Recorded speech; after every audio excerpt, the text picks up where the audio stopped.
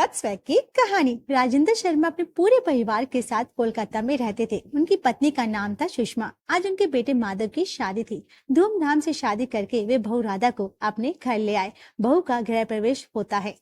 बेटा, दाहिने पैर से अंदर आना। हमारे घर में लक्ष्मी के रूप में आई हो। अब इस घर को अपने पन से संवारना है तुम्हें। राधा चावल का कलश पैर से आगे करती है। अंदर आते ही पल्लवी चुटकी लेती है। भाभी, बस कलश गिराने से काम ही चलेगा। अब तो पूरे घर का भार भी संभालना पड़ेगा। वैसे ना भैया का ना ध्यान ज्यादा रखना पड़ेगा। बहुत एटीट्यूड वाले हैं और नखरे भी बहुत करते हैं। हाँ पल्लवी, मैं पूरी कोशिश करूंगी। चलो, बहुत बोल लिया तुमने। पहले भाभी को आराम करने दो, बाकी बातें बाद में करना, ठीक है? देखो बहू, ये घर अब तुम्हारा है। इसे संभालना, सबका ख्याल रखना, घर की इज्जत बनाए रखना। और हाँ, अब ये मत सोचना कि कोई काम सिर्फ मेरा है या तुम्हारा। सब मिलकर करेंगे तो घर की खुशहाल रहेगा। ठीक है बेटा? जी मम्मी जी, मैं पूरी कोशिश करूंगी। बहू, इस घर में सभी हंसी मजाक करते हैं। इनकी कही बातों का बुरा मत मानना। ये सब मन के बहुत साफ है। और हाँ, तुम्हें कभी भी किसी भी चीज की जरूरत हो तो बेझिझक मुझे कह देना, ठीक है? पापा जी, आप बिल्कुल फिक्र मत कीजिए। लेकिन भाभी, ध्यान रखना, घर में सबसे खतरनाक प्राणी है मैं। और अगर मुझसे पंगा लिया तो फिर देख लेना। सभी पल्लवी की बात सुनकर हंसने लगते हैं। कुछ देर के बाद बात करने के बाद राधा और माधव आराम करने के लिए अपने कमरे में चले जाते हैं। कमरे में माधव राधा से कहता है, देखो राधा, मैं ज्यादा बातें घुमा फिरा कर करने वाला इंसान नहीं हूँ। बस एक बात कहनी है। जी कहिए ना। मेरी मम्मी पापा ने ना मुझे बड़े जतन से पाला है। आज मैं जो कुछ भी हूं ना, उन्हीं की वजह से हूँ। अब वे बूढ़े हो रहे हैं तो उनकी सेवा करना हमारी जिम्मेदारी है। तुम्हें इसमें मेरा साथ देना होगा। मम्मी पापा को हमेशा खुश रखना तुम्हारी जिम्मेदारी है, और मेरी भी। समझ रही हो ना? जी जी, मैं बिल्कुल समझ रही हूँ। मम्मी जी पापा जी का ध्यान रखूंगी। राधा, इस घर में बहुत कुछ नया लगेगा तुम्हें, लेकिन धीरे धीरे सब ठीक हो जाएगा। कोई भी परेशानी हो तो मुझसे कहना। मैं हमेशा तुम्हारे साथ हूँ, तुम्हारे साथ खड़ा रहूंगा। मैं इस घर को अपना घर बनाऊंगी। आप बिल्कुल चिंता मत कीजिए। आपका साथ ही मेरे सब कुछ है। मुझे तुम्हारी बातें सुनकर ना बहुत अच्छा लगा। मुझे तुम पर पूरा भरोसा है। चलो अब आराम कर लो, बहुत थक गई होगी ना तुम भी। चलो अभी सो जाते हैं, ठीक है? कल बात करते हैं। राधा सच में बहुत थकी हुई थी। बिस्तर पर जाते ही उसे गहरी नींद आ जाती है। अगले दिन सुबह जब राधा की आंख खुलती है तो देखती है सुबह के 9 बज रहे थे। वो जल्दी से उठी और फटाफट तैयार होकर किचन में गई। उठ गई बेटा? हाँ, नई जगह है, नींद तो आ गई थी ना बेटा? रात को ठीक? हाँ जी मम्मी जी, कब नींद आ गई मुझे तो पता ही नहीं चला। और उठने में इतनी देर भी होगी। असल में पीयर में ना इसी टाइम पर उठा करती थी ना, इसलिए जल्दी उठने की आदत नहीं है। वो तो ठीक है बेटा, लेकिन यहाँ सब ना 9 बजे नाश्ता कर लेते हैं। पल्लवी को कॉलेज जाना होता है, माधव को ऑफिस, तो नाश्ता बिल्कुल टाइम पे चाहिए सबको। समझ गई ना? हाँ, कल से जरा जल्दी उठना, ठीक है बेटा? जी मम्मी जी, मैं कल से जल्दी उठ जाऊंगी। राधा को पियर की याद आ गई थी, जहाँ सुबह उठने पर माँ खुद चाय लेकर खड़ी होती थी और पापा अखबार पढ़ते थे और कहते थे, अरे बेटा, अभी क्यों उठी है? सो जा, आराम से थोड़ा सो जाया कर बेटा। हाँ, आराम से सोया कर, उठा के मत। अभी क्यों उठी? चल चल ये जगह। हाँ, क्या हुआ बेटा, क्या सोचने लगी? हाँ, हो जाता है, कभी कभी हो जाता है सब। कोई बात नहीं, चल ठीक है, समझती हूँ। इसलिए मैं आज मंदिर नहीं गई। चलो अब तुम नाश्ता बना लो, मैंने सब तैयारी कर दी है। ठीक है, मैं जाकर तुम्हारे पापा जी को दवाई देकर आती हूँ। ठीक है जी मम्मी जी। सुषमा राधा को हल्की मुस्कान देकर चली जाती है। राधा ने किचन में इधर उधर देखा, उसे सब कुछ नया नया लग रहा था। वे जल्दी जल्दी काम करने लगती है। तभी पल्लवी वहां जाती है। भाभी, पहली बार नाश्ता बना रही हो तो स्वाद में एक्स्ट्रा प्यार होना चाहिए, इसलिए मक्खन रख रही हूँ। वैसे भैया को ना बहुत पसंद है मक्खन पराठे में। मक्खन अच्छी तरह लगाना, मक्खन अच्छा अच्छा लगता है भैया को। अच्छा, इतना ऑयली नाश्ता करते हैं?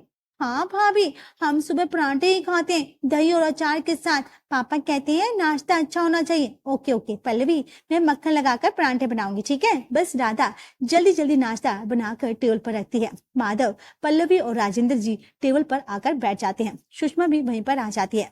वाह, पराठे तो मम्मी जैसे ही बने लग रहे हैं। हाँ, बस थोड़ा मक्खन कम लगा है।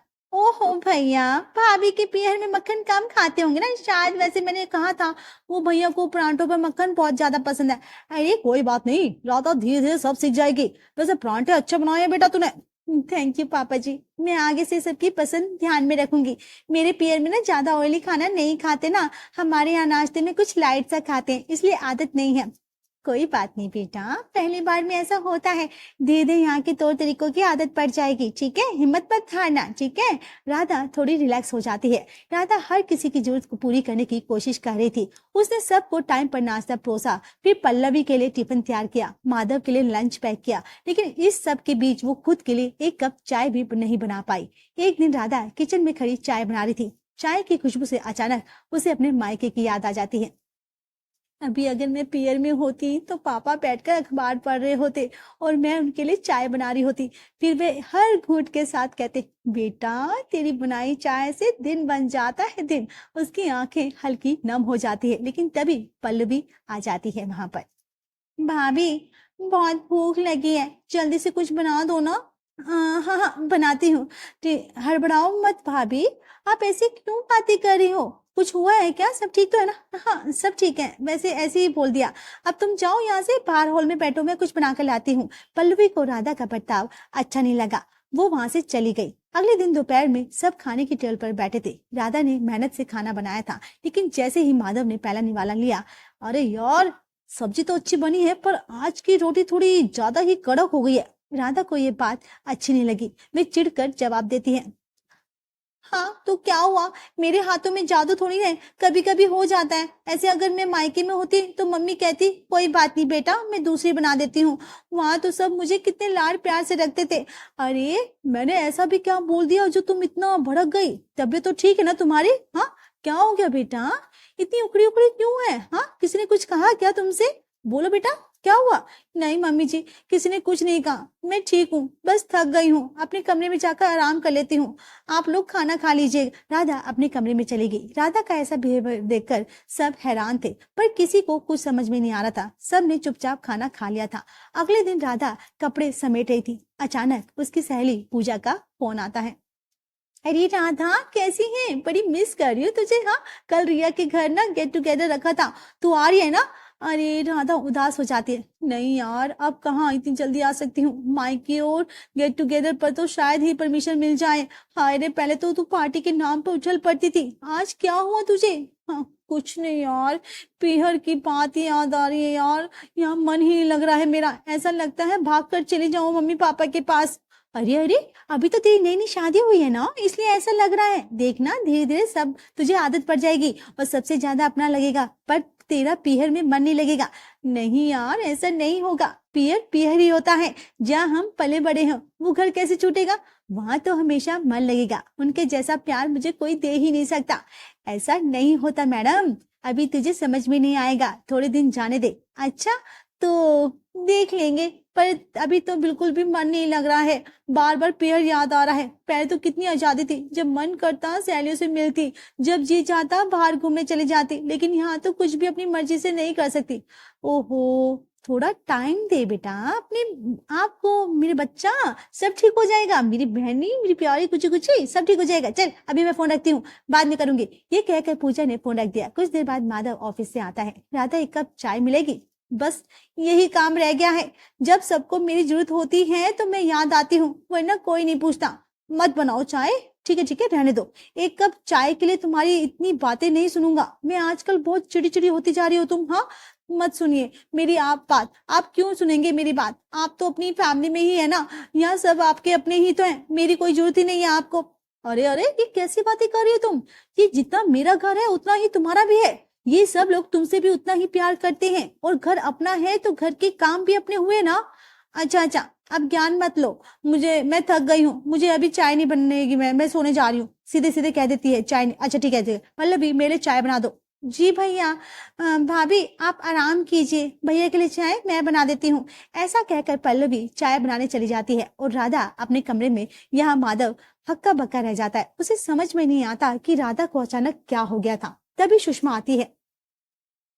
बेटा मुझे राधा की चिंता हो रही है, देखना पहले कितनी हंसती बोलती थी, और अब देख जैसे घर में कोई खुशी ही नहीं बची हो, कुछ भी कहो तो जैसे खाने दौड़ती है। हर एक घर की रौनक तो बहू से होती है, वही इस तरह चिड़चिड़ा रहेगी तो कैसे काम चलेगा है? बता बेटा। हाँ माँ, मैंने भी नोटिस किया है, राधा पहले जैसी नहीं लगती, हर बात पे चिढ़ जाती है। मुझे लगता है उसे ना अपने मायके की बहुत याद आ रही है। हाँ शादी के बाद बेटियों को मायके जाने की बहुत इच्छा होती है, लेकिन वो खुद से कह नहीं पाती। हाँ, क्या करूं मैं, बता तू। हाँ मम्मी, हो सकता है आप सही कह रही हैं। तो एक काम कर, कल उसे ना मायके छोड़ा, कुछ दिन अपनी मम्मी पापा के पास रहेगी तो उसका मन हल्का हो जाएगा। ठीक है बेटा? हाँ मम्मी, ये अच्छा आइडिया है। राधा खुश हो जाएगी और ससुराल का अपनापन भी ज्यादा महसूस करने लगेगी। ठीक है मम्मी? हाँ बेटा, ससुराल का प्यार तभी समझ में आता है जब मायके में ससुराल की कमी महसूस होती है। उसे जाने दे, ठीक है? फिर देखना जब वापस आएगी तो पहले जैसी ही हो जाएगी। ठीक है बेटा? चलो उसको बोल दिया, मम्मी मैं कल ऑफिस जाते वक्त ना राधा को उसके पीहर छोड़ दूंगा। अब तो ठीक है ना? क्या सही कह रहे ना आप? हाँ हाँ ठीक है ठीक है। रात में माधव अपने कमरे में जाता है जहाँ राधा अपने ख्यालों में खोई हुई थी। उसे देखकर माधव कहता है, राधा तुम पिछले कुछ दिनों से बहुत चिड़चिड़ी सी लग रही हो। सबने नोटिस किया है कि तुम ज्यादा खुश नहीं हो। तुम्हें यहाँ कोई तकलीफ है क्या? कोई बात है तो बताओ ना प्लीज, हम सब मिलकर उसका हल निकालेंगे। हाँ बताओ ना। नहीं ऐसी कोई बात नहीं है, बस थोड़ा थक जाती हूँ और कुछ नहीं। ठीक हूँ मैं। सब अच्छा सच बताओ, तुम्हें अपने मायके की याद आ रही है ना? मम्मी पापा से मिलना है ना?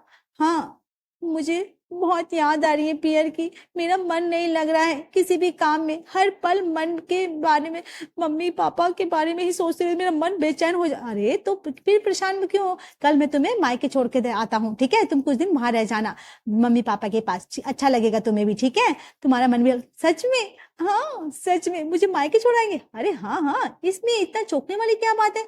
तुम्हें याद आ रही है अपने घर वालों की तो अच्छा है ना, कुछ दिन के लिए हो आओ। माधव आप बहुत अच्छे हैं, थैंक यू। कितना समझते हैं आप मुझे। अरे थैंक यू मत कहो, मैंने कुछ नहीं किया। वैसे थैंक यू कहना है तो मम्मी जी से कहना, उन्होंने कहा है तुम्हें पियर ले जाने को। राधा खुश होकर मन ही मन सोचती है, मम्मी जी ने मुझे समझा, मेरे मन को समझा। सच में मम्मी जी बहुत अच्छी हैं, सास है तो मम्मी जी जैसी। राधा और माधव दोनों बातें करते करते सो जाते हैं। ऐसे ही अगले दिन सुबह राधा बहुत खुश थी। उसने जल्दी उठकर सामान पैक कर लिया। कुछ ही देर में माधव उसे पीहर छोड़ देते हैं। वहां जाते ही सुबह उसे गले लगा लेती है। मायके में उसे फिर से वही मिलता है, पुराना प्यार, वही लाड दुलार। तो बहुत खुश थी, लेकिन ऐसे ही 2 दिन बाद भी उसे अपने ससुराल की याद आने लगती है। उसका मन थोड़ा उदास हो जाता है। बेटा नाश्ते में क्या खाएगी बता? सैंडविच पकाएगी क्या? बना दूं क्या? मम्मी मैं नाश्ता बना लेती हूँ। अरे पर तू क्यों? आराम कर, तुझे वहां बहुत काम करना पड़ता होगा ना। अभी पीहर में मजे से आराम कर। हाँ हाँ, पर अब आदत हो गई है सबके लिए नाश्ता खाना बनाना, मुझे सब अच्छा लगता है। मम्मी सबके लिए आलू के परांठे बना दूं क्या? हाँ दही के साथ अच्छे लगेंगे परांठे।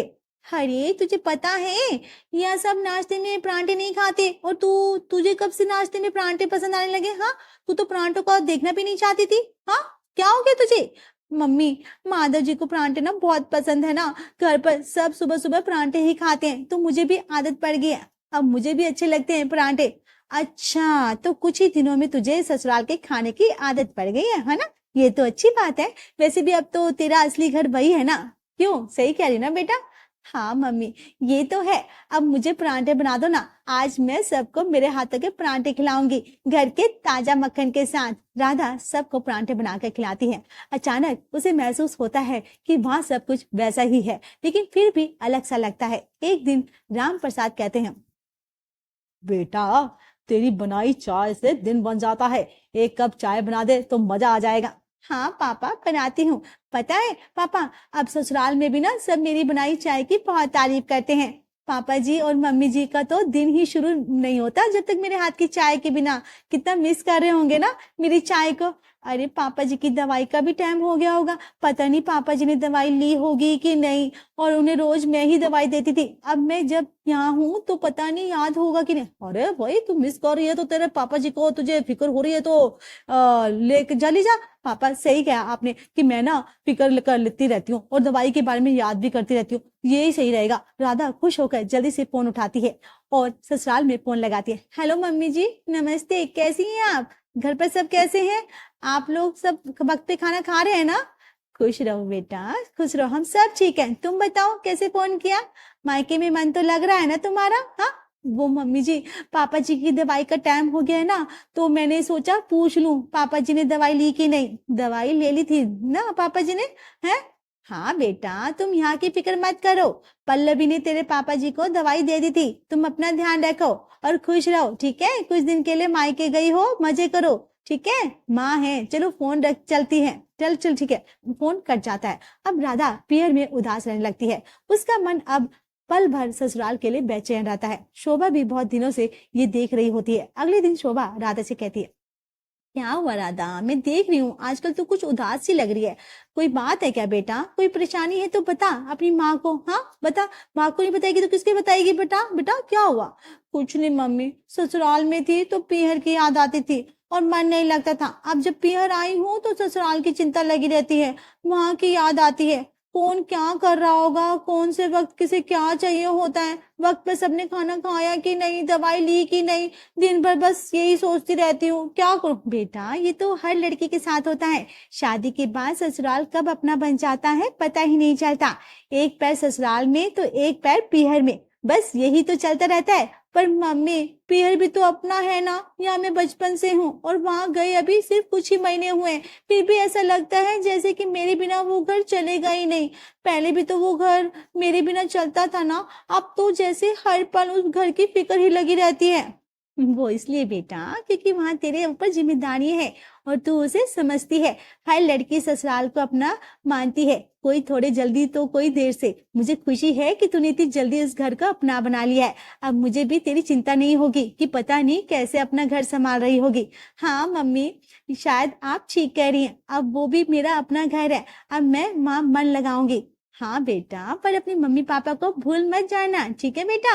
मम्मी कैसी बातें कर रही हो, मम्मी आपको और पापा को कभी भूल सकती हूँ क्या। अब तो मेरे 2 घर हैं, अब मुझे दोनों घर से बहुत प्यार है। बिल्कुल सही, चलो अब मैं दामाद जी से कह देती हूँ कि वह तुम्हें अब तुम्हारे ससुराल ले जाए, ठीक है, तुम वहाँ खुश रहोगी। कभी कभी पीहर आती रहना बेटा, ठीक है। हाँ मम्मी। ये सुनकर राधा खुश हो गई, उसके चेहरे पर रौनक आ जाती है। शोभा माधव को फोन करके बुलाती है और राधा माधव को अब साथ लेकर फिर ससुराल भेज देती है। अगर हमारी वीडियो आपको पसंद आए तो हमारे चैनल बज स्वैग को सब्सक्राइब करें, लाइक, शेयर और कमेंट्स करना ना भूलें। Thanks for watching.